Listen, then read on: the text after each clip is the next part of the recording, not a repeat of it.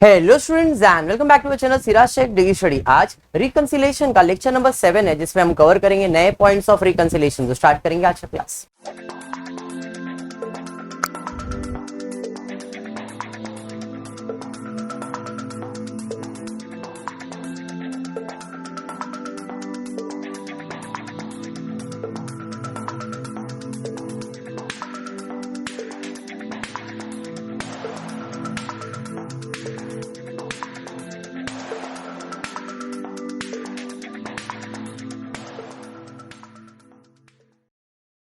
चलिए स्टार्ट करते हैं। जोसेफ जरा ध्यान देना, इन द प्रीवियस लेक्चर मैंने आपको cost sheet, trading profit and loss और फिर रिकंसिलिएशन सिखाया था।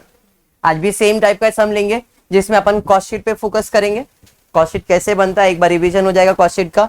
कॉस्ट शीट के बाद ट्रेडिंग प्रॉफिट एंड लॉस जो आपको क्वेश्चन में दिया है, सिंगल है डबल है कैसा है देखेंगे और उस हिसाब से उसका एडजस्टमेंट सॉल्व करते हैं।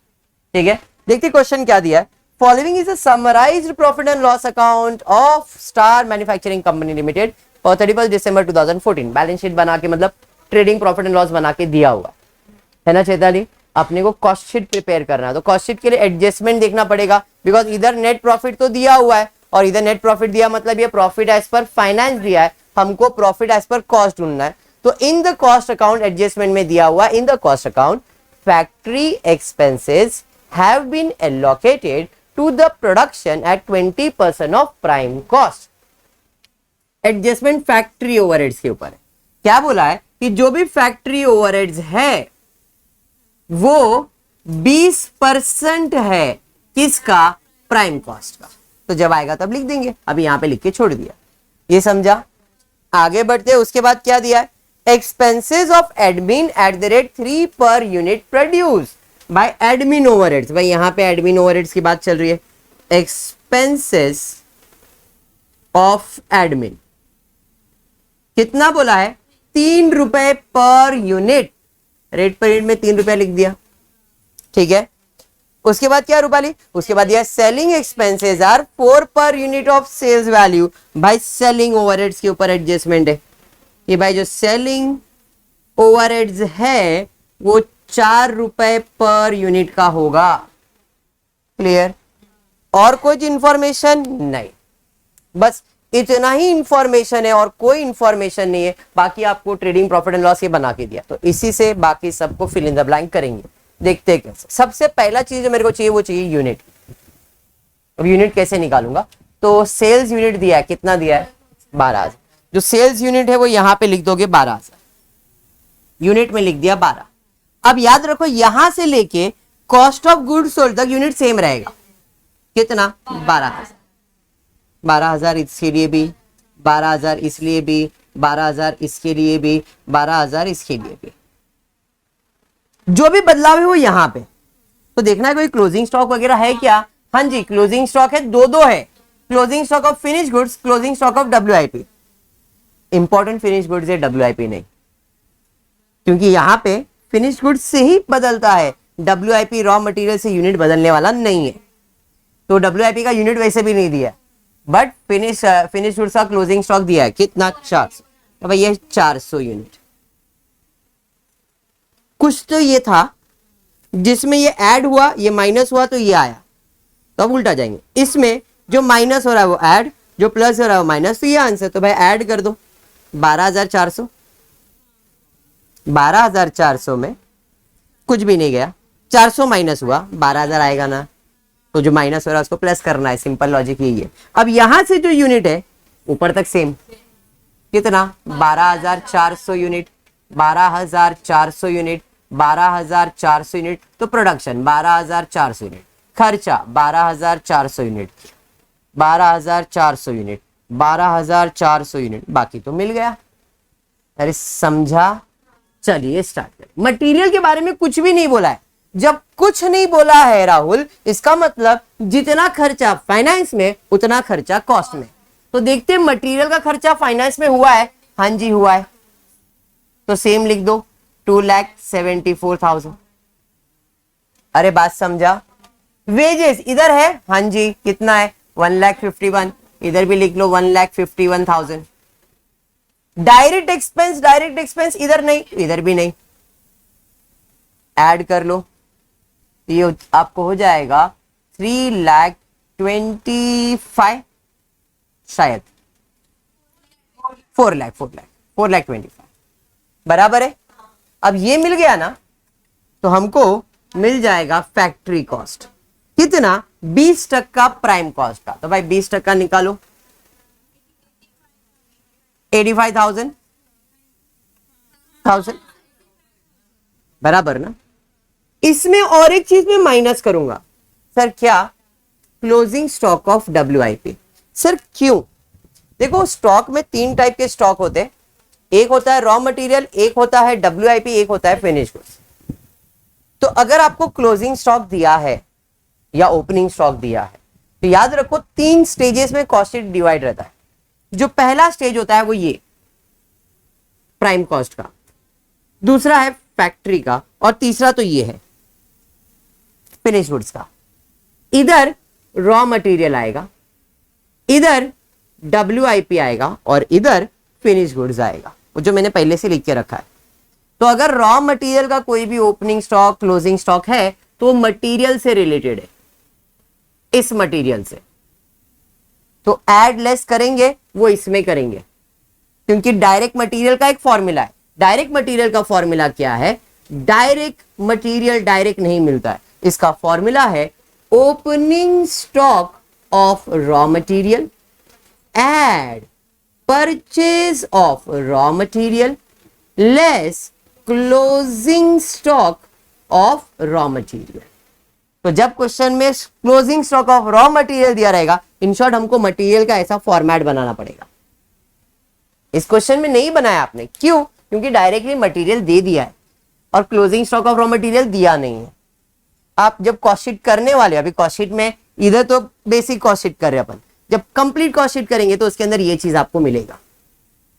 तो रॉ मटेरियल आता है इधर, WIP फैक्ट्री में जिसपे काम चलता है, तो WIP का फॉर्मेट बनता है यहां पे, क्या बनता है, add opening stock of WIP minus closing stock of WIP। मतलब फैक्ट्री ओवरहेड्स के अंदर हम ऐड करते हैं ओपनिंग और लेस करते हैं क्लोजिंग, बट अपने क्वेश्चन में सिर्फ क्लोजिंग दिया तो यहां पे माइनस में करूंगा क्लोजिंग स्टॉक ऑफ WIP। कितना दिया है, 12,000। अगर इंफॉर्मेशन और कुछ होता तो हम लिखते, ठीक है, समझा मैंने क्या कहा, पक्का। रॉ मटेरियल आता है यहां पे WIP फैक्ट्री में, और फिनिश गुड्स आपके फॉर्मेट में। फिनिश गुड्स का जो फॉर्मेट लिखा है वही सेम फॉर्मेट यहां पे भी आएगा। फैक्ट्री ओवरहेड्स के अंदर ऐड करेंगे opening stock of WIP minus करेंगे क्लोजिंग स्टॉक ऑफ WIP इधर, तो अपने को फैक्ट्री कॉस्ट मिल जाएगा। ठीक है, समझा क्या कहा मैंने, पक्का। वापस एक बार, मटेरियल में कितने स्टॉक में कितने टाइप के स्टॉक होते हैं, 3 टाइप के, raw material, WIP, finish goods. Finish goods तो देखो पहले से लिख दिया है, खत्म टेंशन। WIP लिखना है फैक्ट्री के अंदर, कैसे, opening stock of WIP less closing stock of WIP। यहां पे अब यहां पे सिर्फ लेस इसलिए किया बिकॉज सिर्फ क्लोजिंग स्टॉक ऑफ WIP दिया था। और रॉ मटेरियल के लिए ये जो मटेरियल का फॉर्मेट है उसके अंदर ऐसा लिखना पड़ता है, opening stock add purchase less closing stock. समझा, पक्का, चलिए डन। अब बढ़ते, इसके बाद आ जाते हैं यहां पे। तो अभी अपने को इसके अंदर ये दोनों को ऐड, मतलब इसको ऐड और इसको माइनस करना पड़ेगा। माइनस किया है ना, बताइए कितना आ रहा है, 4,98,000। ये तो दिया हुआ है, 12,400 इंटू 3 करना पड़ेगा, 37,200। अब इसमें ये ऐड करेंगे, इधर आ जाएंगे, 5,35,000 डिवाइडेड बाय 12,400 करो, रेट पर यूनिट चाहिए 43 सर ये क्यों निकाला, क्योंकि मैंने आपको पिछले लेक्चर में कहा था क्लोजिंग स्टॉक हमेशा कॉस्ट ऑफ प्रोडक्शन पे वैल्यू होता है। अरे कहा था ना, तो अब इसका वैल्यू कितना है, 43.16666 रिकरिंग है क्या, देखो करके देखो ना, आपके पास कैलकुलेटर है, नहीं है रिकरिंग, ठीक है कोई नहीं। तो 400 इंटू 43.16 17,000 264। ठीक है, चलिए अब ये क्या करेंगे, माइनस करेंगे, इसमें ये माइनस कर दो,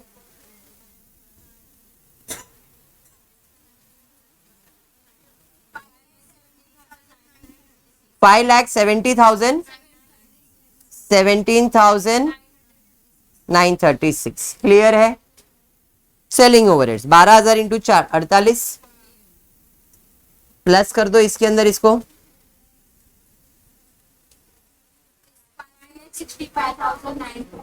936। अब सेल्स तो अपने को क्वेश्चन में मालूम है 6 लाख रुपए, तो भाई सेल्स 6 लाख रुपए बराबर है, कॉस्ट है इतना, बेचा इतने में, तो बैलेंसिंग मेरा क्या है, प्रॉफिट है। तो 6 लाख में 565 936 माइनस कर दो 34,064। अरे समझा, कॉस्ट शीट बन गया, ये आपके पास है। रिकंसिलेशन करेंगे, कैसे करेंगे, तो एक एक करके पहले कॉस्ट शीट से चेक करेंगे करीना, पहले सिंगल है डबल है वो चेक कर लेते और फिर सॉल्व करेंगे। स्टार्ट करेंगे मटेरियल, इधर कितना है, इधर कितना है, दोनों सेम है तो एडजस्टमेंट नहीं है। वेजेस सेम है, एडजस्टमेंट नहीं है। फैक्ट्री ओवरहेड्स 85, फैक्ट्री अलग अलग है, एडजस्टमेंट हो गया। समझा। क्लोजिंग स्टॉक दोनों में सेम है, इग्नोर। एडमिन एक्सपेंसेस 37,200, एडमिन है, हाँ जी है ना, एडजस्टमेंट। हाँ, फिर ओपनिंग स्टॉक फिनिश गुड्स का नहीं, क्लोजिंग स्टॉक फिनिश गुड्स का है। Closing stock 16,000, closing stock 17,000। अरे समझा। सेलिंग ओवरहेड्स इधर है इधर भी है, एडजस्टमेंट एडजस्टमेंट। अरे बराबर, प्रॉफिट से चालू होगा सेल्स हो गया, मतलब इधर का पॉइंट ऑफ व्यू खत्म हो गया। हाँ, अब इधर आते, वेजेस हो गया, मटेरियल हो गया, फैक्ट्री हो गया, एक्सपेंस हो गया, सेलिंग। सिंगल है, जो इधर है इधर नहीं है, सिंगल है, इधर है इधर नहीं है, इससे तो चालू होने वाला है। सेल्स तो हो गया, क्लोजिंग स्टॉक हो गया, क्लोजिंग स्टॉक हो गया, सिंगल है।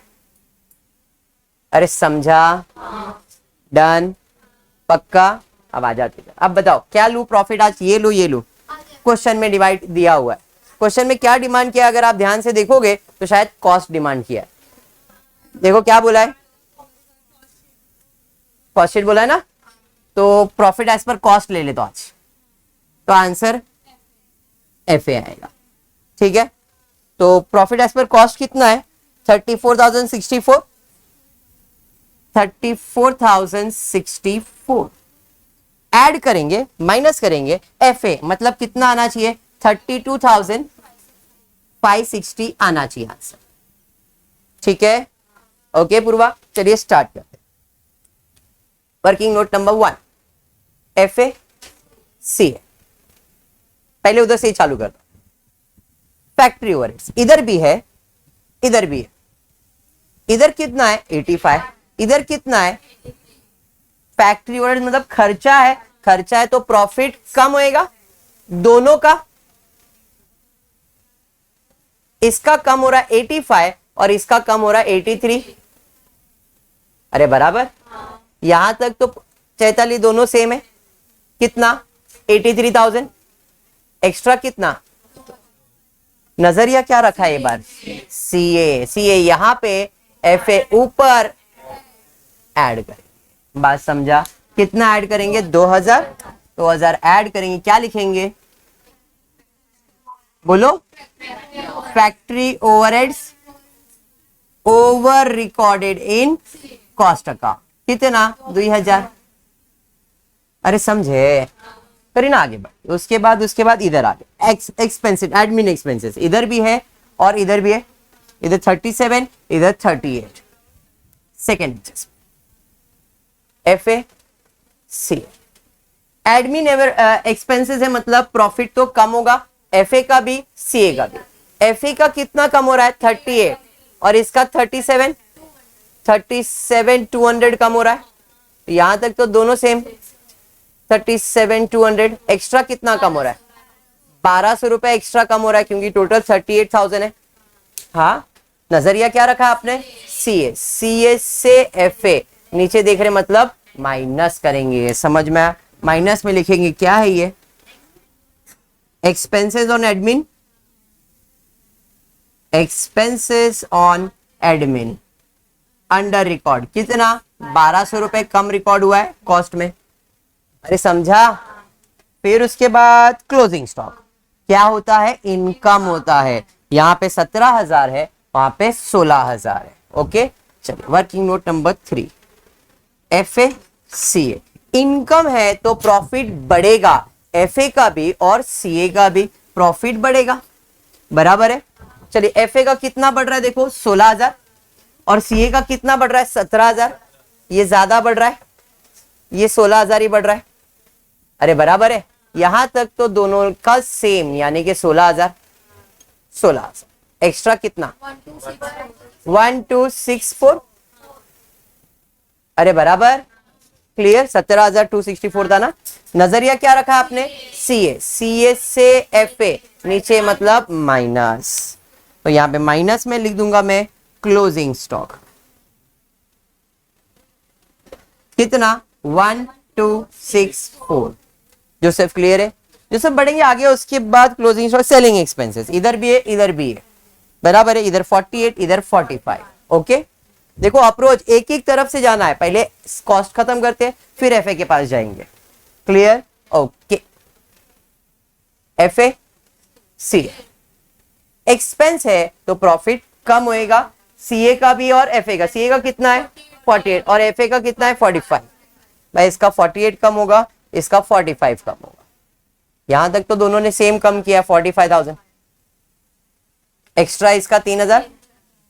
नजरिया क्या रखा है, सीए से एफए, ऊपर देख रहे हैं मतलब ऐड करेंगे, बात समझा, ऐड में लिख देंगे, क्या है ये, क्या है, selling distribution, selling overheads, over recorded, over है ना, कितना, 3,000, अंडरस्टूड, और कुछ नहीं, कॉस्टिंग का पॉइंट ऑफ व्यू खत्म। इधर आते, इधर स्टार वाले हो गए, सर्कल वाले रह गए, बाकी सब तो स्टार वाले खत्म हो गए ना, जो इधर है उधर नहीं, मतलब ये दोनों एक्सपेंसेस एफए में है बट सीए में नहीं है।